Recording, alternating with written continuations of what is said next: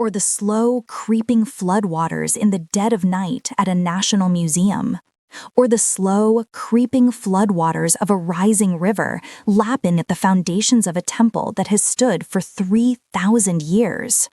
Picture a sacred manuscript, its ink fading into illegibility, its pages turning to dust.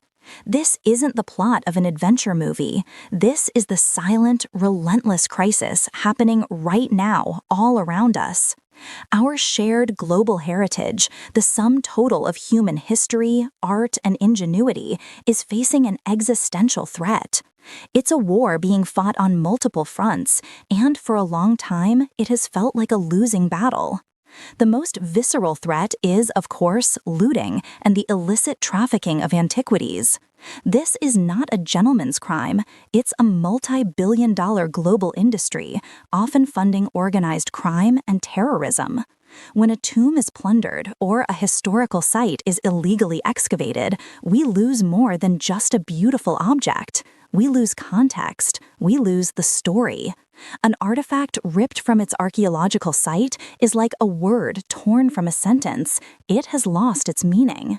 The intricate web of information that tells us about the people who made it, their beliefs, their trade routes, their daily lives, all of it is severed. For every prized statue that appears in a private collection, there are countless other objects that are destroyed in the process, and the historical record is left permanently scarred.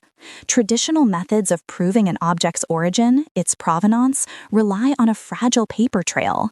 Certificates, export licenses, and museum records can be forged, lost in fires, or simply decay over time. This makes it incredibly difficult for law enforcement and cultural institutions to differentiate a legally owned artifact from a stolen one, allowing stolen history to be laundered into the legitimate art market. Then there's the slower, more insidious enemy, environmental degradation. The very air we breathe is turning against our past. Acid rain, a byproduct of industrial pollution, chemically eats away at the surface of marble statues and ancient stonework, blurring features that have remained sharp for centuries. In coastal cities like Venice, rising sea levels and increasingly frequent floods are causing irreversible salt damage to the foundations of Renaissance palazzos. In Egypt, changes in humidity inside tombs, caused by both climate shifts and mass tourism, are creating destructive salt crystals on the surface of vibrant wall paintings. And across the globe, desertification is swallowing entire ancient cities, while melting permafrost in the Arctic threatens to destroy perfectly preserved organic artifacts from long-lost cultures. We build climate-controlled rooms in museums, but we cannot place the entire Acropolis or the city of Angkor Wat inside a protective bubble. Traditional conservation is a constant, expensive, and often reactive process, a finger in a dike against a rising tide of environmental decay. Finally, there's the simple, unavoidable march of time itself. Everything decays. Organic materials like papyrus, wood, and textiles are particularly vulnerable. We have lost untold volumes of ancient literature and art simply because the materials they were recorded on have rotted away. Even stone and metal are not immune. They crumble, they corrode, they break. Preserving these items is a delicate, resource-intensive science. It requires teams of highly skilled conservators, specialized labs, and, most importantly, funding. But with so many competing priorities in the world, funding for cultural heritage is often the first to be cut. Museums and archaeological sites are forced to make agonizing choices about what to save and what to let go. They are engaged in a constant triage, knowing that with their limited resources, they cannot possibly save everything. The archives that do exist, the photographs, the drawings, the notes, they are often centralized, vulnerable to a single point of failure, like a fire, a flood, or even just digital obsolescence, as file formats change and old hard drives fail. For decades, the tools we've used to fight this battle have been analog, centralized, and fragile. But what if we could build a new kind of defense? What if we could create a system for recording and protecting our heritage that was as resilient, permanent, and universal as the human story itself? This is where a technology born from the world of digital currency makes an unexpected and revolutionary entrance. I'm talking about blockchain and non-fungible tokens, or NFTs. Now, put aside everything you think you know about cartoon apes and speculative digital art markets. We need to look at the fundamental technology itself. A blockchain is, at its core, an incorruptible digital ledger. It's a book of records, but instead of being held in one place, it is copied and distributed across thousands of computers worldwide. Every entry, or block, is cryptographically linked to the one before it, creating a chain. To alter a single record would mean altering the entire chain on every single computer in the network simultaneously, an essentially impossible task. This creates a system of unparalleled transparency and immutability. An NFT is simply a unique, non-interchangeable token on that blockchain. It acts as a digital certificate of authenticity and ownership for a specific asset, be it digital or physical. It's a deed that cannot be forged, cannot be secretly altered, and cannot be destroyed. By applying this framework of a permanent, decentralized, and verifiable ledger to the problems of cultural heritage, we are opening the door to a new paradigm, a way to create a digital lifeline for our most precious and endangered treasures, safeguarding them from the ravages of crime, climate, and time itself. So we have this powerful concept, an unchangeable digital ledger. But how do we get from a theoretical, incorruptible database to actually saving a crumbling Roman mosaic or a looted Sumerian tablet? The answer lies in a series of innovative applications that transform this technology from abstract code into a tangible toolkit for 21st century conservation. The most foundational of these methods is the creation of what are known as digital twins. This is far more than just taking a photograph. Imagine a team of specialists at an archaeological site using cutting-edge technology like terrestrial laser scanning, photogrammetry, and LiDAR. They bombard the artifact with millions of points of light, capturing its three-dimensional structure down to the sub-millimeter level. They take thousands of high-resolution photos from every conceivable angle, capturing its exact color, texture, and material properties. This vast trove of data is then stitched together by powerful software to create a scientifically precise photorealistic 3D model, the artifact's digital twin. This twin is a perfect snapshot of the object at a specific moment in time. But here is where the blockchain becomes essential. This massive data file, or more often a hash representing it, is then linked to a non-fungible token, an NFT, which is minted on a blockchain. This NFT acts as an ironclad, time-stamped, and verifiable certificate of existence. It proves unequivocally that this artifact, in this specific condition, existed on this date. Now, if the physical object is tragically destroyed in an earthquake or stolen and never recovered, its essence is not entirely lost. We have a perfect digital record, one that is so detailed it can be studied by future academics, experienced by the public in virtual reality, and even used as a blueprint for a potential physical restoration. This creates a permanent, immutable archive, a digital Noah's Ark for our cultural heritage, ensuring that even if the physical form is lost, the memory and the data will persist for millennia, immune to fire, flood, or decay. The second, and perhaps most impactful, application directly tackles the scourge of looting, provenance tracking. As we discussed, the black market for antiquities thrives on ambiguity and forged documents. Blockchain offers a radical solution, a transparent, unbroken chain of custody.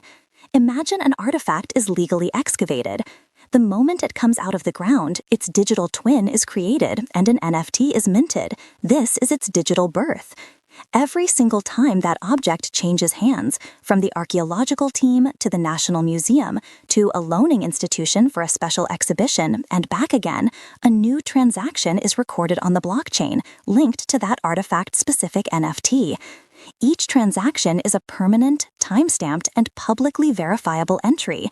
There are no paper documents to forge, no single database to hack. To prove its legitimacy, a museum or collector would simply have to show the unbroken chain of transactions leading all the way back to its origin. This would make it incredibly difficult, if not impossible, to introduce a stolen item into the legitimate market.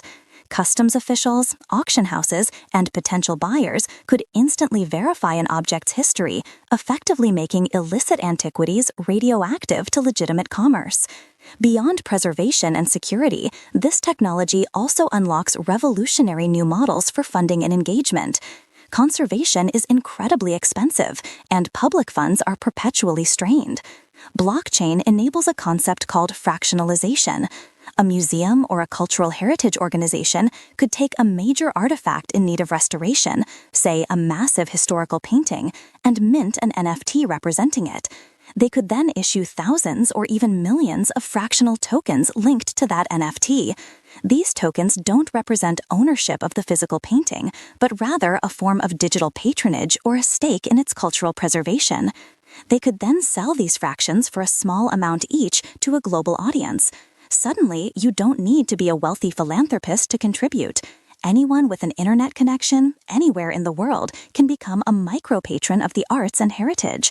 This democratizes funding, creating a direct, transparent pipeline between a global community of supporters and the specific projects that need help. The funds are often managed through smart contracts, which can be programmed to be released only when certain milestones are met, ensuring accountability. This also fosters a profound sense of collective ownership and responsibility, engaging a new, younger, more digitally native generation in the crucial work of cultural stewardship. They are no longer passive observers in a museum, they are active stakeholders in the survival of human history. Through these digital twins, they can also access and interact with the art in virtual museums and augmented reality experiences, bringing history to life in ways we are only just beginning to imagine.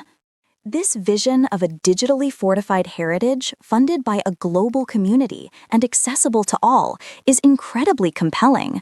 It paints a picture of a future where technology acts as the ultimate guardian of our past. However, to embrace this future responsibly, we must navigate a minefield of significant ethical, environmental, and logistical challenges. It would be naive to see this technology as a flawless panacea. The first and most publicized hurdle is the environmental impact. For years, the dominant blockchain technologies, like Bitcoin and the original version of Ethereum, used a consensus mechanism called proof of work.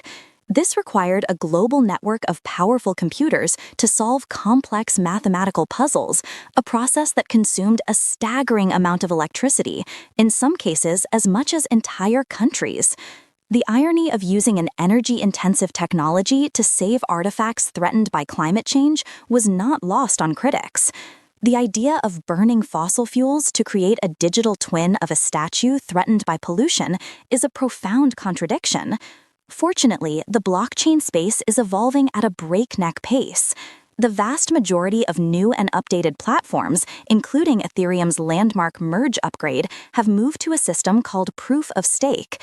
This alternative mechanism secures the network through economic incentives rather than raw computing power, reducing energy consumption by over 99%. There are also numerous other green blockchains and Layer 2 solutions specifically designed for efficiency and sustainability. So, while the environmental concern is valid and historically accurate, it's a problem with a clear and actively deployed solution. The future of heritage on the blockchain must be, and can be, a green one. A more complex and persistent challenge is the digital divide. This entire ecosystem relies on access to high-speed internet, modern computing devices, and a degree of digital literacy that is far from universal. There is a very real danger that these tools could inadvertently widen the gap between the developed and developing worlds. Many of the world's most vulnerable cultural sites are located in regions with poor infrastructure and limited access to technology. How can a local community in a remote part of Africa or South America participate in managing the digital sovereignty of their own heritage if they lack the basic tools to do so? The risk is that the power to mint, control, and profit from digital heritage could become concentrated in the hands of tech-savvy institutions in the global north, creating a new form of digital colonialism. We could see a scenario where a Western institution holds the digital keys to another culture's history. Overcoming this requires a concerted effort to promote digital literacy, build local infrastructure, and develop user-friendly platforms that empower source communities to become the custodians of their own digital legacy, perhaps through community-governed structures like decentralized autonomous organizations or DAOs. Then we arrive at the deeply philosophical and ethical questions of ownership and commercialization. Does creating an NFT of a sacred indigenous object and placing it on a financialized ledger trivializes its profound cultural and spiritual significance? Who has the right to mint such a token? Is it the museum in London or Paris that has held the object for 200 years, or the nation and people from whom it was originally taken? This conversation intersects directly with the ongoing, heated debates about repatriation, like the case of the Benin bronzes. Blockchain could be a tool for justice, allowing for the physical object to be returned while the European Museum retains a certified digital twin for study. Or it could be used to reinforce colonial-era claims by creating a new form of digital ownership over contested objects. Furthermore, the association with the highly speculative and often volatile NFT art market is a major concern. It's crucial to establish clear ethical guidelines and governance frameworks, likely led by nonprofit organizations and international bodies like UNESCO, to ensure these projects are driven by a mission of preservation, not profit. The path forward is not about blindly adopting a new technology. It's about having a critical, global conversation. It requires collaboration between technologists, archaeologists, art historians, ethicists, and local communities. The challenges are real, but they are not insurmountable. By choosing sustainable technologies, focusing on equitable access, and building strong ethical frameworks, we can harness the immense power of this innovation. We can build a future where our collective memory is not just housed in fragile buildings, but is woven into a decentralized, resilient, and permanent digital fabric, ensuring that the echoes of our past will resonate for all generations to come.